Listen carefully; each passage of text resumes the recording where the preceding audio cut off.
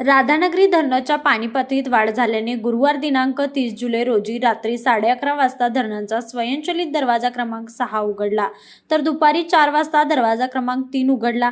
त्यामुळे भोगावती नदीपात्रातील पाणीपातळीत वाढ होणार असून नदीकाठच्या नागरिकांनी सतर्क राहावे असे आवाहन जलसंपदा विभागाच्या वतीने करण्यात आले आहे.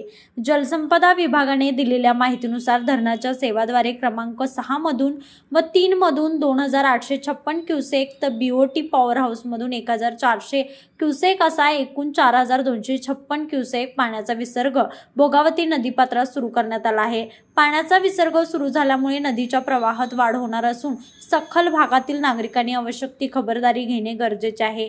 प्रशासनाने नदीकाठच्या गावातील नागरिकांना नदीपात्रात जाणे टाळावे, जनावरे व शेती साहित्य सुरक्षित ठिकाणी हलवावे, तसेच मुलांना नदीकिनारी जाऊ न देण्याचे आवाहन केले आहे. तसेच स्थानिक ग्रामपंचायती, महसूल प्रशासन आणि आपत्ती व्यवस्थापन यंत्रणांनी परिस्थितीवर लक्ष ठेवून आवश्यक ती दक्षता घेण्याच्या सूचना संबंधित विभागांना देण्यात आल्या आहेत. दरम्यान धरण परिसरात सुरू असलेल्या पावसाची तीव्रता आणि पाणलोट क्षेत्रातून होणारी आवक लक्षात घेऊन पुढील काळात विसर्गात आवश्यकतेनुसार बदल केला जाऊ शकतो.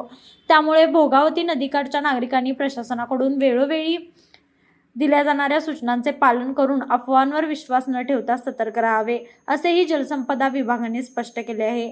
लाईव्ह मराठीसाठी मुरगुडहून सर्जेराव भाट.